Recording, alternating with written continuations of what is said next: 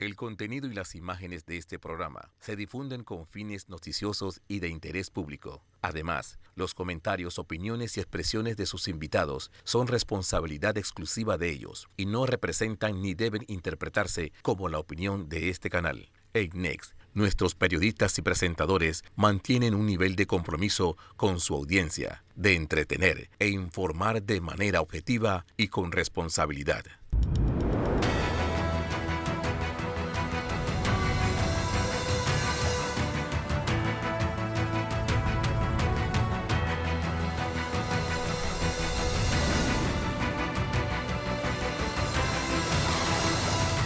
Muy buenos días, Panamá. Hoy es domingo 7 de abril. Usted nos ve por Next, Canal 21, nos escucha por KW Continente. Bueno, 28 días exactamente para las elecciones generales de este 5 de mayo. Una semana pues cargada de temas políticos. La encuesta del diario La Prensa, la carta firmada por 21 expresidentes, pues, un poco dándole el campanazo a lo que está pasando en nuestro país. Bueno, la semana en el que Panamá, pues después de la Semana Santa, pues cayó en esa pues, nueva realidad de la pérdida del grado de inversión. Y sobre eso, bueno, pues hay mucha tela que cortar y hemos estado hablando durante toda la semana. Mis invitados de hoy, mi primer grupo de invitados son ambos candidatos a vicepresidentes de nóminas independientes. Aida Michelle Maduro, quien es candidata a vicepresidenta con Melitón Arrocha, y Richard Morales, quien es el vicepresidente de la profesora Gordón. Pues ambos, tal vez las visiones más antagónicas que hay entre dos nóminas presidenciales y que las tengo hoy. Bueno, primero que nada, ambos, Aida Michelle, tú has sido gremialista, toda la vida. Fuiste presidenta de la Junta Directiva de la Caja del Seguro Social. Gran diferencia con esta actividad política, ¿no? Totalmente diferente, y quizás la participación en la Junta Directiva de la Caja del Seguro Social ha sido casi así como el detonante de por qué hay que dar un paso adelante por el país, más allá de todo el esfuerzo que he hecho a través de toda mi carrera profesional y gremial desde diferentes ámbitos, porque las iniciativas que vemos el día de hoy, lastimosamente, son exactamente las mismas iniciativas que vimos hace 10, 15 años, pero ahora en una situación crítica, en todas sus instancias. Hablemos de los 5 puntos que tenemos, ya sea salud, agua, desechos, educación, todos están en el kilómetro cero todavía. En el kilómetro cero, no hemos avanzado, no los hemos atendido y ahora están en una situación crítica. Richard, bueno, estás con la profesora Maribel Gordón y es en la nómina para una vida digna, un plan de gobierno ambicioso que parte de un cambio radical que es hacer la Constitución de cero. Bienvenido, como siempre. Gracias, Fernando.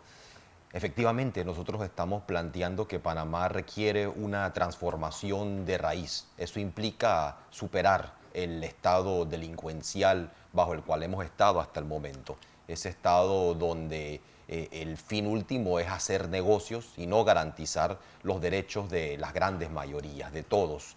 Un estado donde el mecanismo hasta el momento ha sido privatizar, tercerizar, entregar concesiones, contratos, es decir, cómo utilizar los fondos públicos para enriquecer a unos pocos. Y estamos planteando que requerimos un nuevo estado democrático, un estado transparente, un estado garante de derechos, un estado que provea servicios públicos de calidad. Pero muy importante, un estado que apunte hacia el desarrollo. Y desarrollo significa cómo nos convertimos en un país avanzado, un país moderno, un país que desarrolla industria, que desarrolla agroindustria. Y eso implica poner en el centro el conocimiento, porque hasta ahora lo que hemos tenido es cómo rematamos o vendemos nuestras riquezas naturales, culturales al mejor postor, en vez de cómo desarrollamos las potencialidades de Panamá para que podamos efectivamente avanzar como país. Ahí está el enorme desafío y por eso la necesidad de esa constituyente originaria para que tengamos una constitución que responda a las necesidades y a las aspiraciones de nuestro pueblo.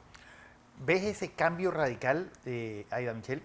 Necesitamos realmente, si queremos mejorar esto, empezar cambiando la Constitución, es decir, la regla En total general, desacuerdo, ¿por qué? total desacuerdo con esa postura, porque en realidad nuestro país no requiere una nueva constitución que tiene un proceso muy delicado, incluyendo esos, y que no existe la posición de una, en nuestro entorno, una constituyente original. Hay una constituyente paralela y hay reformas constitucionales que realmente nos hemos introducido a este tema conceptos que no existen. Y eso no se requiere tampoco porque el país no tiene un exceso de legislación.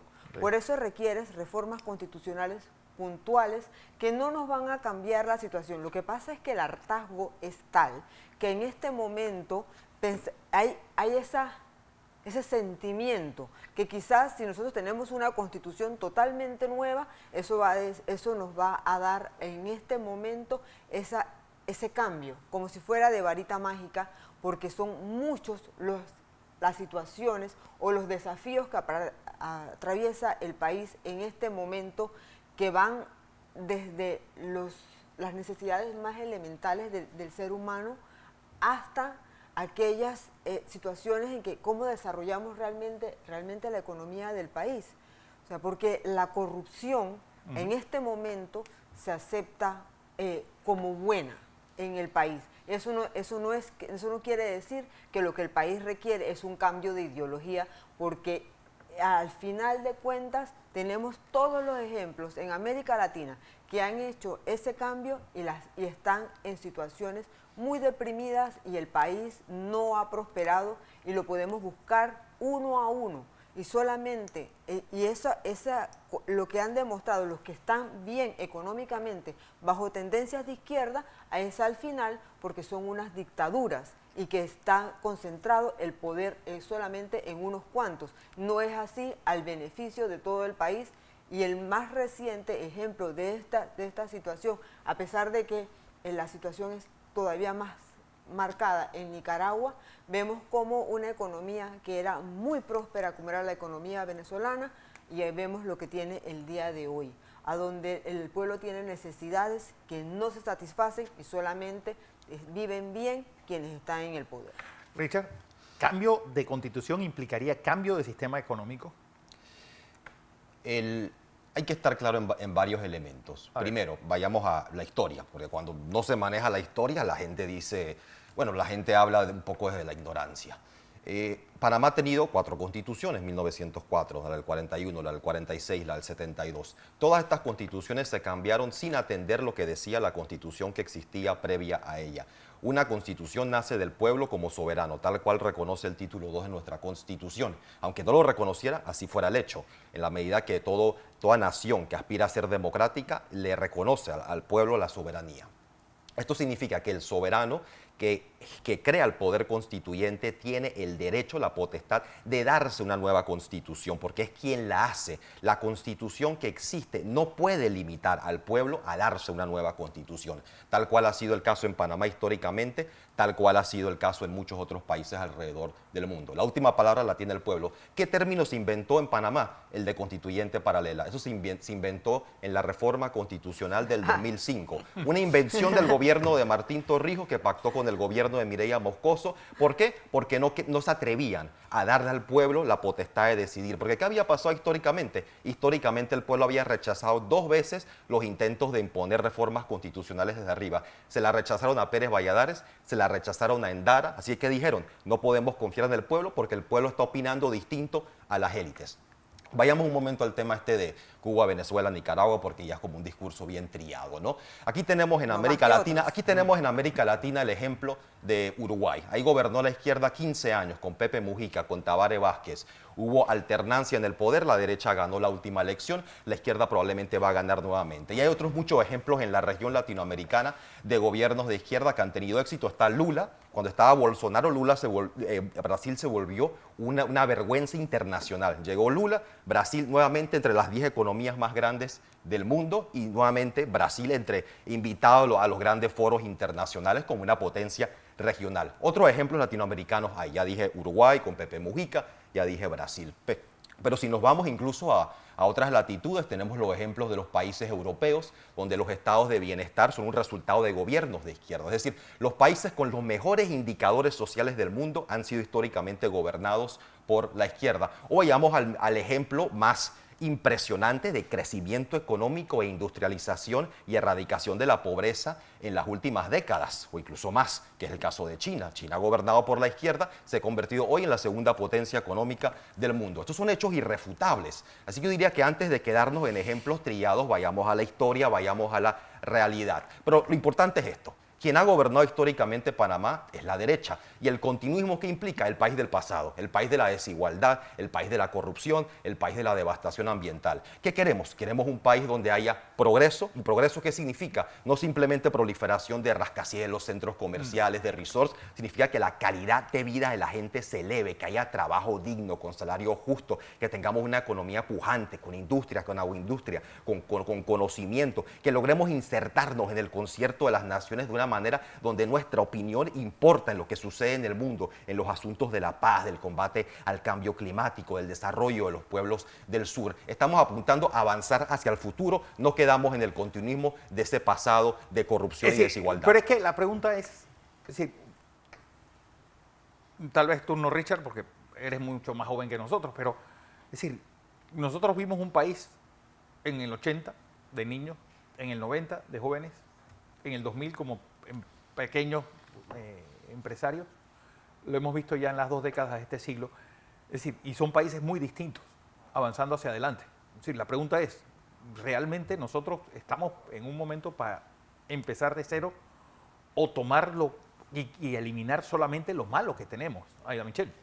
Vuelvo al mismo punto donde estábamos, porque si hablamos de historias trilladas, pues esa es la que más tenemos, eso no es lo que necesitamos, porque hay evidencias y tal como lo acabas de mencionar, Fernando, nosotros hemos tenido como país una historia muy próspera. Panamá ha sido bendecido con muchas cosas y se han tenido muy buenos crecimientos y hemos sido líderes en la región. Así que no puedes decir que eso es culpa de un sistema de gobierno y que ahora tenemos que reinventarnos y comenzar de cero, que ha sido exactamente, ahora sí, la historia trillada que han hecho eso todos los gobiernos de izquierda y que luego tienen las situaciones que tienen como resultado. Hacer un recuento de una historia y querer desvirtuar el hecho de que no existe esa constituyente originaria, no voy a ir a ponerme a discutir ahora mismo ese punto, porque esa no es lo medular de esta discusión. Claro. Lo medular es que sí necesitamos llevar el país hacia adelante y que sea de una manera sostenible. Suena muy bonito el hecho de decir, bueno, es que siempre se lo robaron. No siempre se lo robaron. En un momento no siempre se lo robó y sí estuvieron panameños que laboraron y que hemos laborado por el desempeño del país y que no tiene nada que ver con un tema de la ideología con la que se gobierne.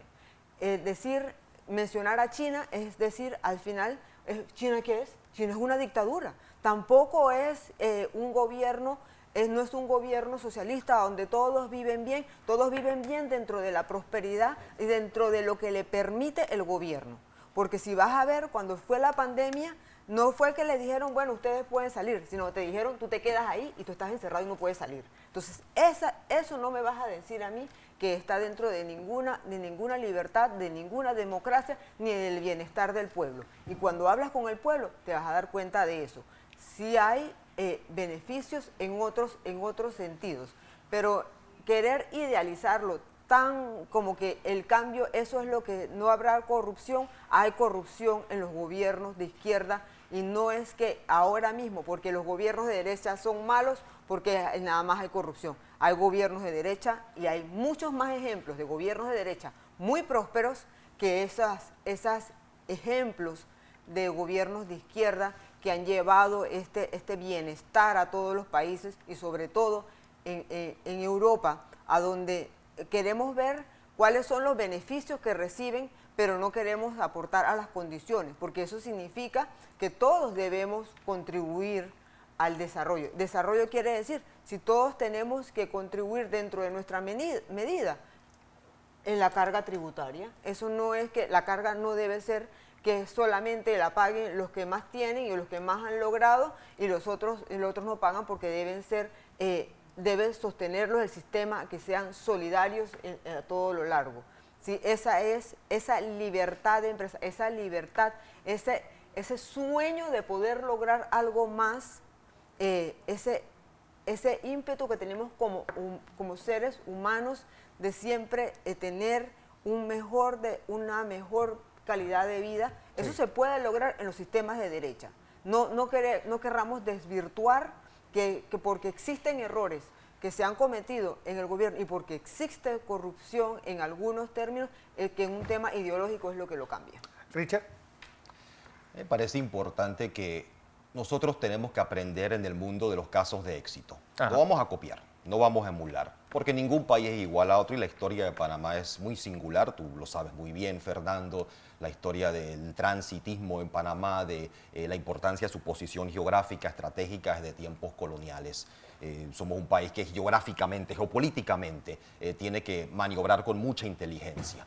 Pero a la vez podemos aprender de lo que hicieron los países asiáticos, en este caso en su industrialización. Los únicos países que lograron romper con el subdesarrollo en el siglo XX, no solamente China, sino también Singapur, Corea del Sur, Japón un poco antes. Evidentemente no somos esos países y no pretendemos emularlos, pero igualmente el caso de los países nórdicos, en este caso el estado de bienestar, las condiciones no son las mismas, pero podemos aprender de política social, en este caso social, que funciona allá, y en el caso de América Latina, los países que han logrado tener sistemas, estados de derecho, y una dinámica democrática pujante, ¿no? Y por eso mencioné el caso de Uruguay. Yo creo que es importante cuando uno habla aprender de estos ejemplos de éxito, porque esto es lo que nos permite saber qué funciona, qué no funciona, lo que ha venido haciendo Panamá desde 1979 en adelante, porque a diferencia de muchos de estos otros países, nosotros aceptamos las recetas de afuera y las aceptamos de manera dócil, las recetas del Fondo Monetario Internacional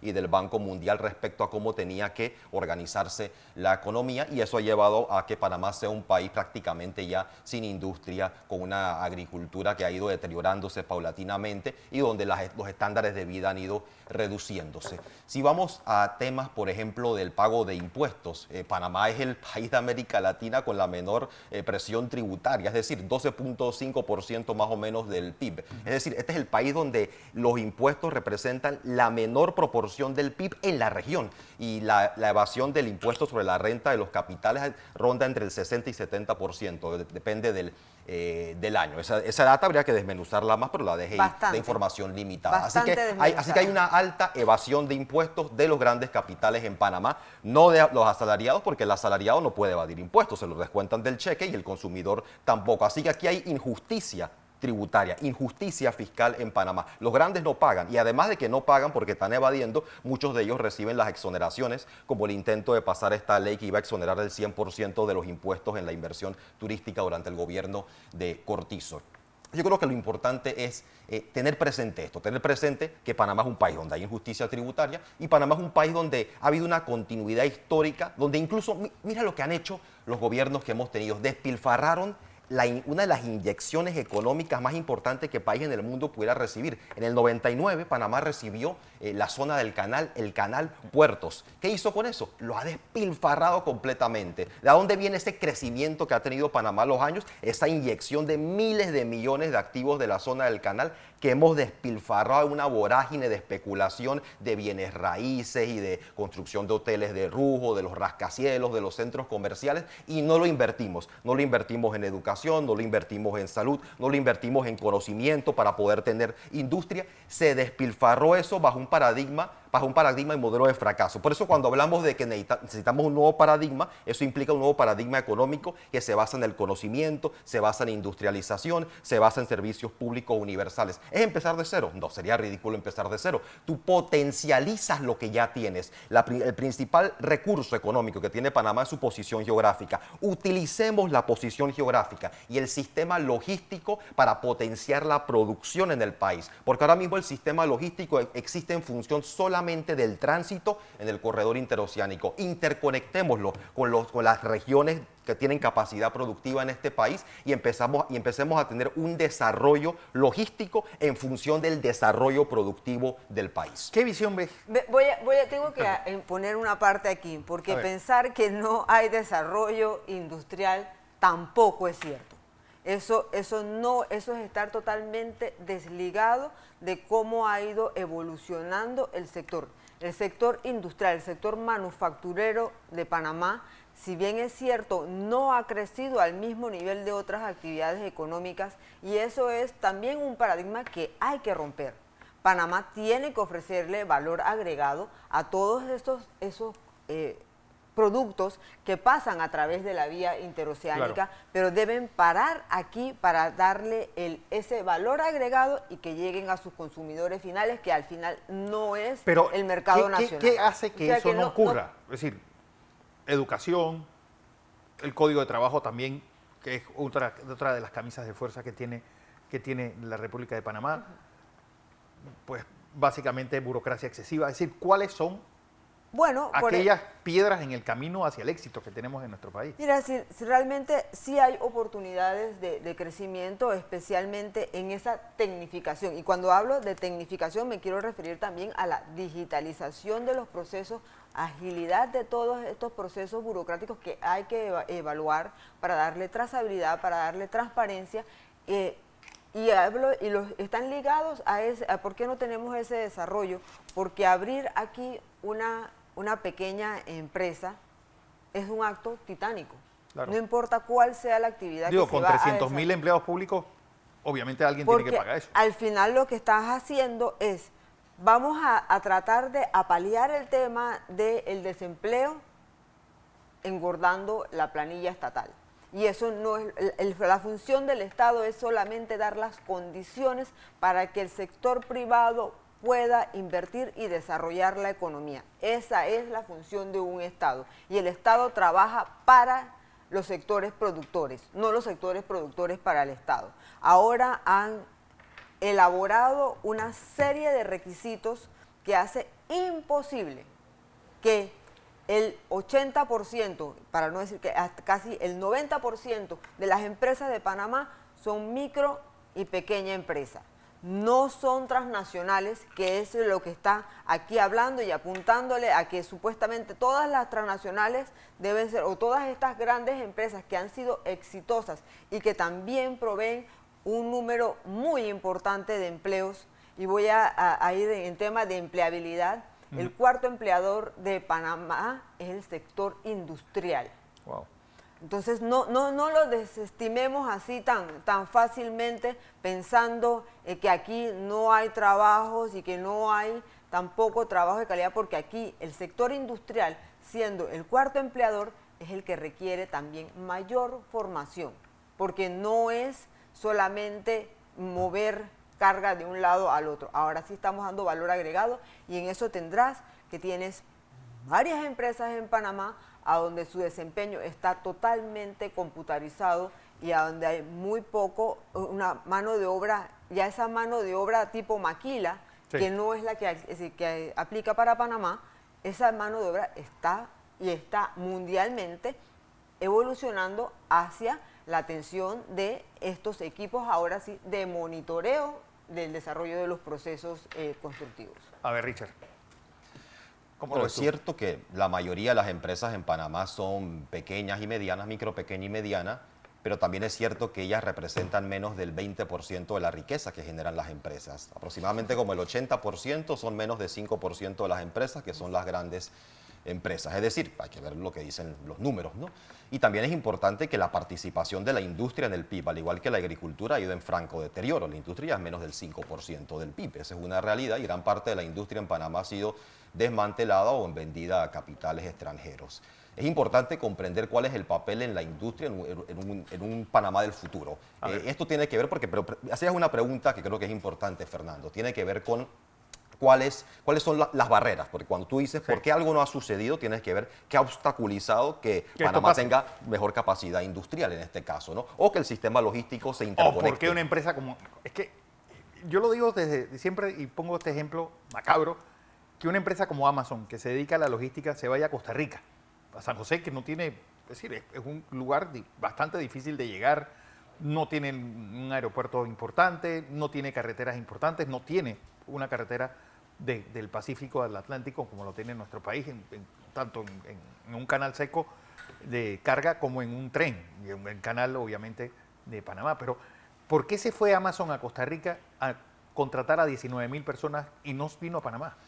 Y a pesar de que Panamá tiene los cables de fibra óptica incluso. Todo, es decir, Esto tiene que ver, hay varios obstáculos, ¿no? Uno de los principales, digo, además del propio desmantelamiento de la política industrial que se da sobre todo a lo largo de los 80, uno tiene que ver obstáculos como el costo de la energía en Panamá. En Panamá hubo un proceso de privatización nefasto del sector energético que básicamente creó unos monopolios privados en la distribución y oligopolio en la generación en cuanto a la participación mayoritaria en la generación de energía entre las hidroeléctricas está prácticamente controlada en 60-70% por una sola empresa. Y además terminamos pagando a precio de termoeléctrica o a precio de búnker energía hidroeléctrica o energía más limpia y barata como la solar y la eólica. Así que hay un problema de fondo porque uno de los principales gastos que tiene la industria es la energía, el gasto de la energía. Y en Panamá, en la medida que mantengamos esa estructura, la energía va a ser, el sector industrial va a seguir siendo poco competitivo. Pero si buscamos otro sector, por ejemplo, el agro y el agroindustria, muy vinculado también a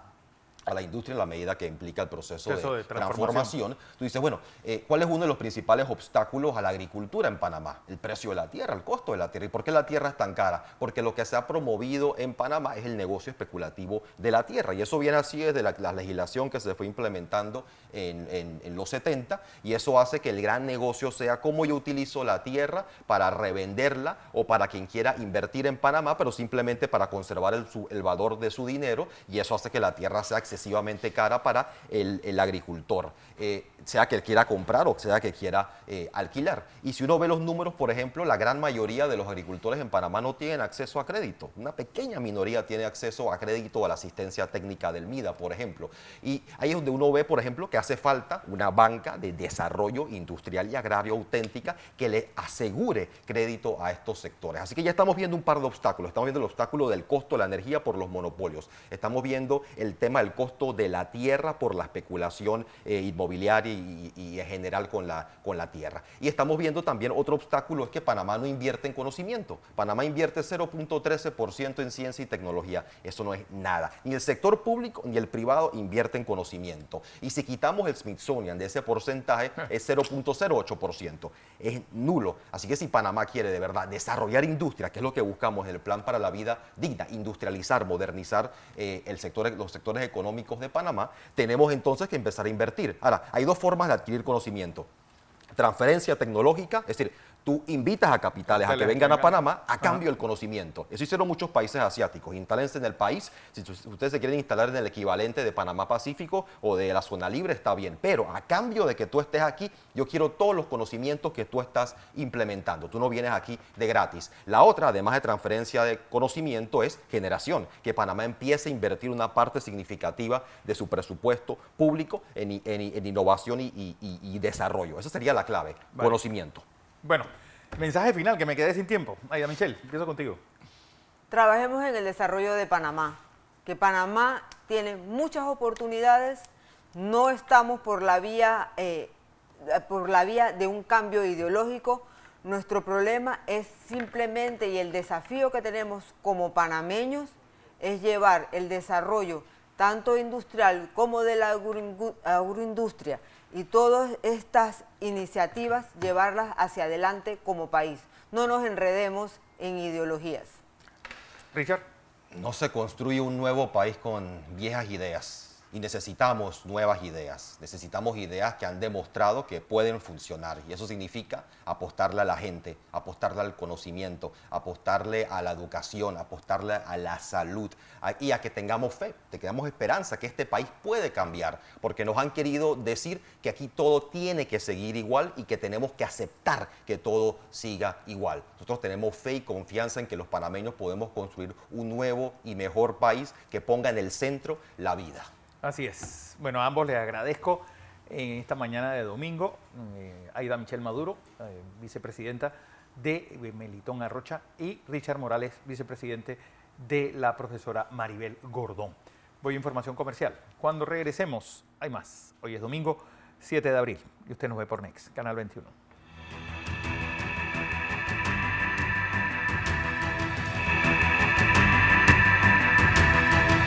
Seguimos en la presentación de Entre Líneas. Hoy es domingo 7 de abril.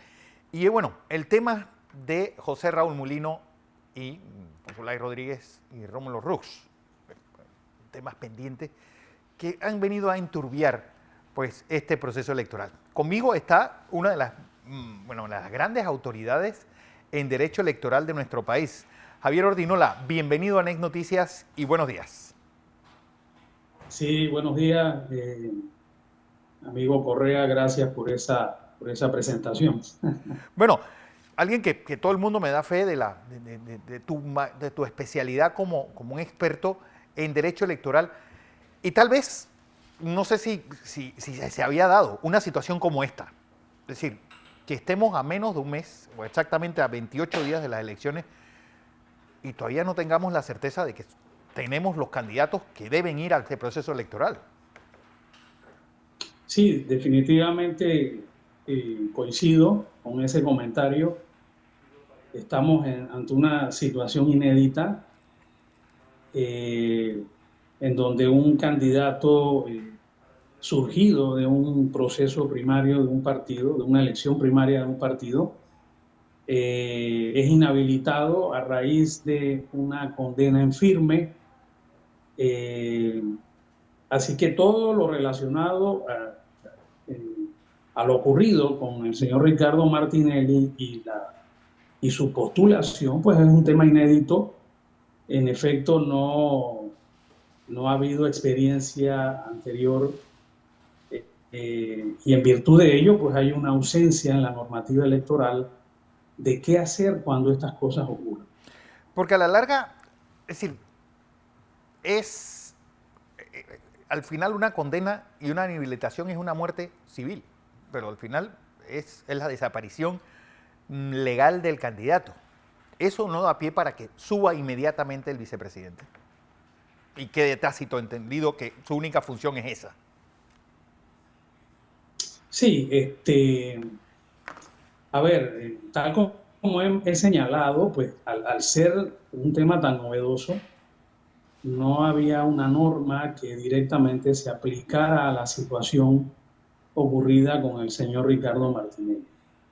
De ahí que cuando el Pleno del Tribunal Electoral se manifiesta con relación a la inhabilitación, palabra con la que no estoy, digamos, un poco de acuerdo, porque para mí no se trata de una inhabilitación, sino que surgió en el tiempo, una vez estando la candidatura en firme de la nómina Martinelli-Mulino, surge una situación que trata o que acarrea una carencia de un requisito constitucional para poder seguir en la contienda o el proceso electoral, ¿verdad?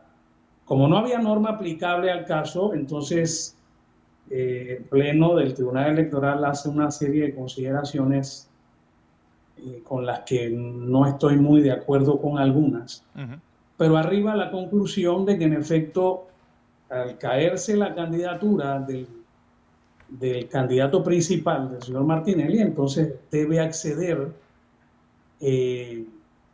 a ese cargo, al cargo de presidente, pues su vicepresidente, ¿verdad? Sí. Y digo que no estoy muy de acuerdo con las consideraciones que hacen los magistrados en su resolución, porque ellos hablan ahí en los considerandos de este resuelto de una teoría en pro de que sí puede hacer el señor Mulino reemplazo del señor Martinelli y otra teoría por el cual que no. Y ellos entonces concluyen favoreciendo la teoría que sí y permitiendo, como debe ser, porque así lo disponen las normas, que el señor entonces José Raúl Mulino acceda a la candidatura principal, o sea, a la candidatura presidencial.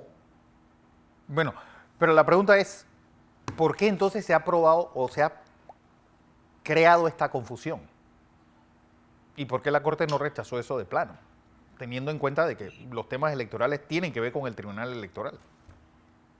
Claro. A ver, aquí hay que hacer una serie de análisis, amigo Correa, que no van, o que no hay que desatender las disposiciones constitucionales.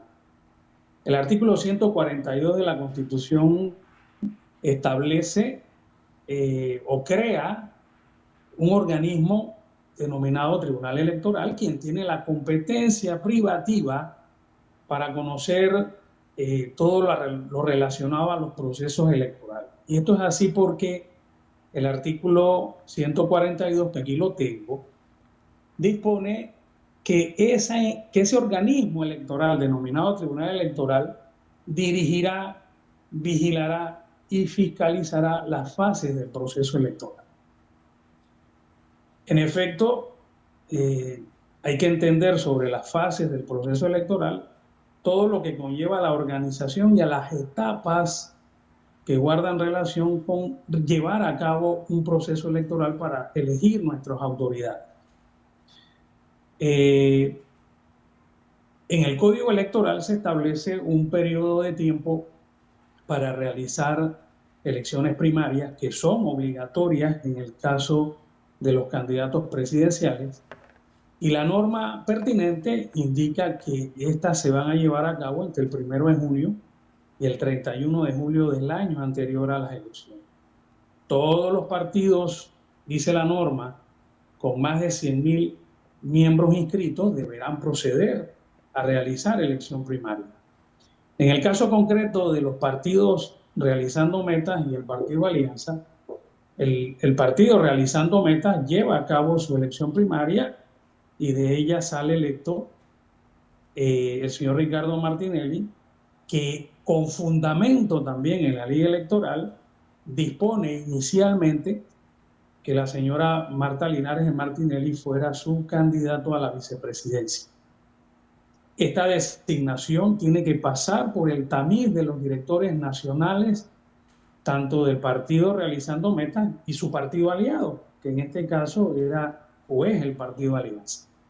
Esto se llevó a cabo en el mes de octubre. También dicen disposiciones del Código Electoral, se deben presentar las postulaciones ante el Tribunal Electoral, y en efecto la alianza, Realizando Metas Alianza, hacen su postulación ante el Tribunal Electoral, recayendo esta postulación en los señores Martinelli y la señora Linares de Martinelli. Por razones que ellos creo que en algún momento explicaron, la señora Marta renuncia a la postulación, y en el mes de octubre,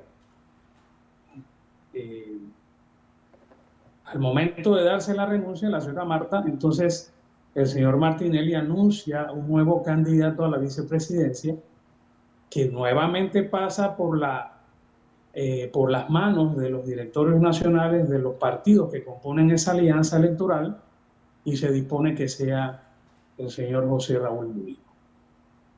Hasta aquí se están cumpliendo todas las normas constitucionales y legales, es decir, se cumple con lo dispuesto en el artículo 177, creo que es el que dispone que con una postulación al cargo de presidente se postulará a un vicepresidente, y hasta aquí se están cumpliendo las normas tal como son. Vence el periodo de impugnación, se publican las candidaturas en firmes en el boletín del Tribunal Electoral en el mes de enero, y bueno, deviene el tema de la inhabilitación del señor Martinelli, y en base, y siento que debió haber sido en base a los principios de analogía que deben regir el derecho, el señor José Raúl Mulino tenía que acceder a la candidatura principal, en virtud de pues, que la candidatura o la postulación del ciudadano Ricardo Martinelli se cae a raíz de la sentencia en firme en el caso New Business. Bueno, lo cierto es que debería el Tribunal Electoral poner una marca y decir, señores, esto es con lo que vamos y ya, y se acabó. Porque tener a 28 días de una elección esta zozobra, pues no le hace ningún bien a la democracia panameña. Por supuesto que no. Fíjense que yo he leído la demanda de inconstitucionalidad que se ha presentado y el mismo siento yo que carece de un fundamento sólido y no veo cómo la decisión que toma el Tribunal Electoral, quien por disposición constitucional es quien tiene entre sus funciones la interpretación y reglamentación de la ley electoral, pueda violarse en algún sentido la Constitución. Y fíjese, periodista Correa, que yo hablo de la analogía en el derecho que nos dice que cuando no hay una disposición constitucional que se puede aplicar al caso en concreto, entonces alguna norma que guarde relación con lo que se debe resolver puede ser considerada, entonces en base a la analogía puede resolverse. Y eso es algo más o menos que hizo el Tribunal Electoral, basándose en el artículo 362 del Código Electoral, que dispone que cuando un candidato ha perdido o cuando un ciudadano ha perdido la idoneidad para ser candidato, entonces el suplente asumirá la condición de candidato principal. Siento que el Tribunal Electoral en ese sentido cumplió con la disposición constitucional, cumplió con la disposición legal, y la verdad es que no le veo ningún sentido a esta demanda de inconstitucionalidad, porque no veo qué norma de la Constitución ha sido violada en la resolución del Pleno de los Magistrados. Bueno, la pregunta, Javier, es decir, esto obviamente, ¿hay algún antecedente de una situación similar? Porque los allegados al expresidente Martinelli dicen, bueno, fue lo que pasó en el año 2019. A él no le permiten correr de diputado, Mayín Correa sube, sale electa y fue lo que pasó, punto. No se buscó al que quedó en la primaria ni en lo que sea. Sí, fue así.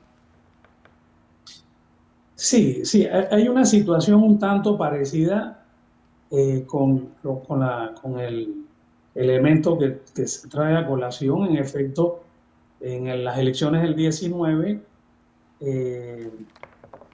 pero en ese caso fue una impugnación que se dio porque supuestamente el señor Martinelli no tenía o no cumplía el requisito de residencia de un año antes de la elección. Favorecieron esa tesis que también siento que no fue la decisión más correcta, pero en efecto entonces corre sola, se le aplica el 362, que era otro artículo, la numeración varió en virtud de la última reforma electoral, pero en efecto la señora Mayín Correa, al ser la suplente, accede al cargo de principal y logra en efecto materializar la diputación. Y fíjense que hay una norma en la Constitución también que establece que con el diputado principal se escogerá un suplente. Claro. Entonces, se podría pensar que y no solamente el caso de la señora Mayín Correa, ha habido casos en la historia, después del advenimiento de nuestra democracia formal, en que la nómina se ha caído. No me refiero a la presidencial, porque en la presidencial es la primera vez que pasa, pero en el caso de la diputación o de los legisladores, como anteriormente se denominaba, pues ha habido casos en donde por situaciones diferentes, porque el candidato a suplente o el principal renuncia, porque por algún motivo el candidato fallece y el partido no hace una nueva designación. Entonces, muchas veces ha ocurrido en otros cargos que el suplente asume la condición de principal y eso en ningún momento se ha visto ni se puede ver como una violación a la Constitución. Así es. Javier Ordinola, gracias por esta aclaración y esta exposición por parte de una de las personas que mejor conoce el derecho electoral en Panamá. Si me permite, Claro. Licenciado Correa, hacer la siguiente reflexión. Fíjese que en la Corte, el magistrado que más conoce sobre el tema electoral, sobre los procesos electorales, casualmente es el magistrado Elmer Rocha, Sí. porque él participó muy activamente cuando era miembro del partido panameñista, partido arnulfista, y él conoce muy bien todo lo pertinente a lo que hemos estado explicando en esta oportunidad que usted nos ha brindado, y sobre todo que por disposición constitucional es el Tribunal Electoral que regula y establece las fases del proceso electoral. No puede haber un proceso de elección primaria a estas alturas para escoger un reemplazo cuando el tiempo de las primarias ya pasaron. Claro. O sea, no hay ni un mecanismo por el cual el partido realizando metas o el partido Alianza puedan designar o escoger a un candidato en reemplazo de José Raúl Mulino. Y bueno, ya hemos indicado el por qué consideramos que no hay violación a la Constitución en la decisión de los magistrados del Tribunal Electoral. Así es, Javier Ordinola, gracias. Un gusto. Gusto. Voy a información comercial. Cuando regresemos, El Mundo, Alonso Correa con nosotros, después del cambio.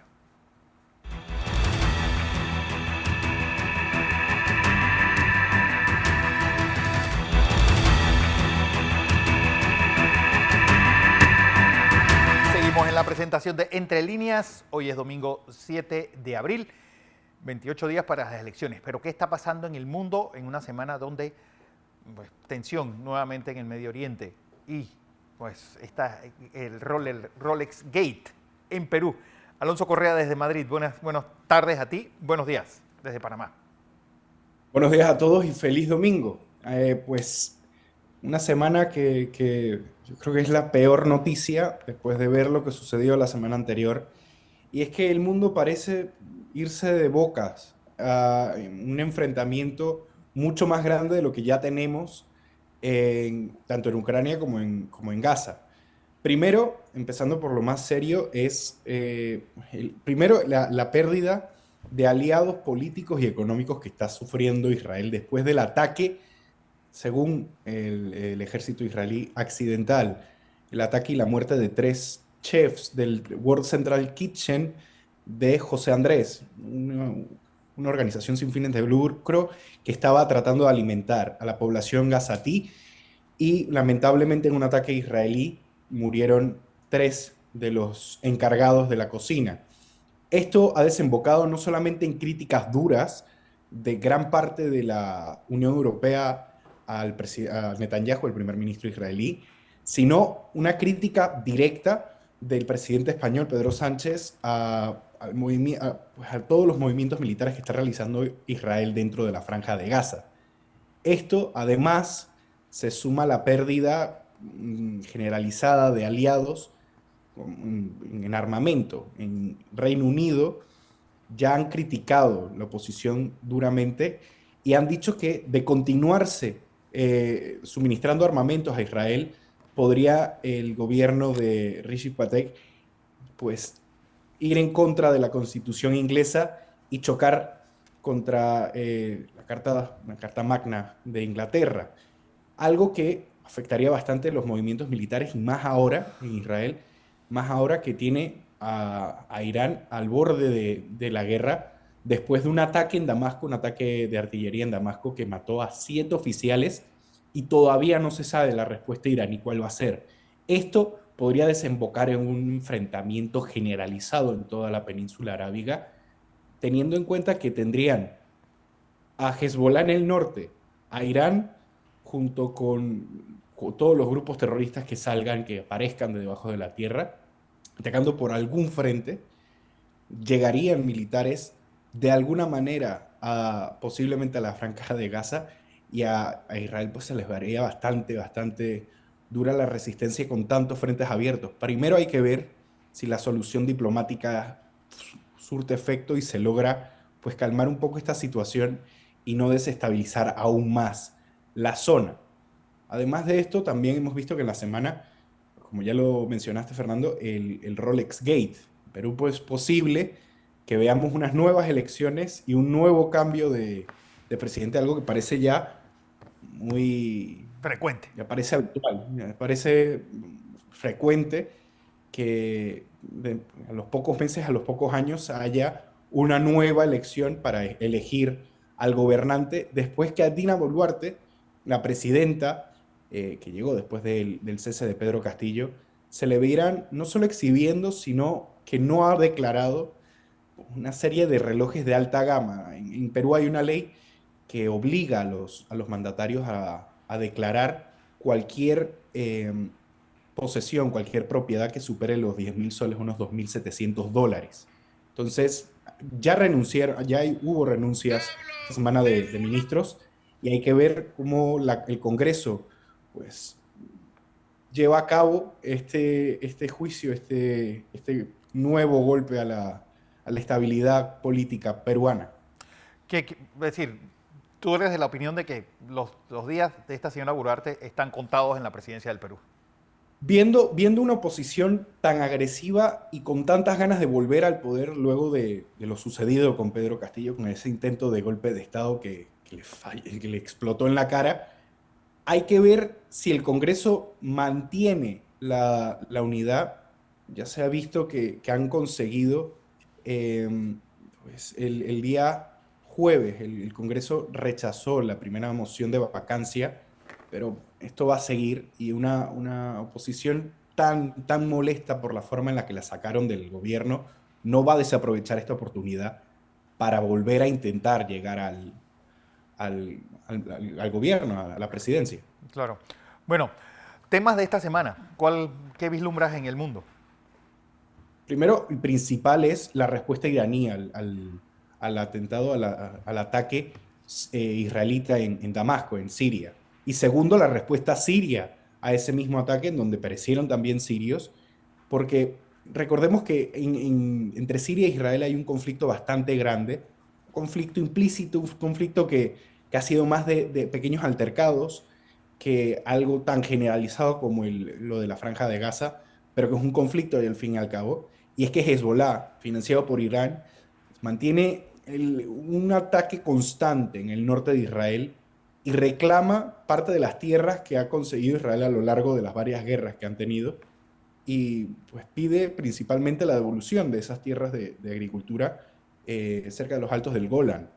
Entonces hay que ver primero qué es lo que va a hacer Irán. Recordemos que Irán es una potencia nuclear. ¿Qué es lo que va a hacer Irán? ¿Cómo va a responder Irán? ¿Y cómo va a responder Siria? Además de eso, hay que estar muy pendiente de lo que está ocurriendo en Europa con los aliados de Israel, que parece que se le están yendo.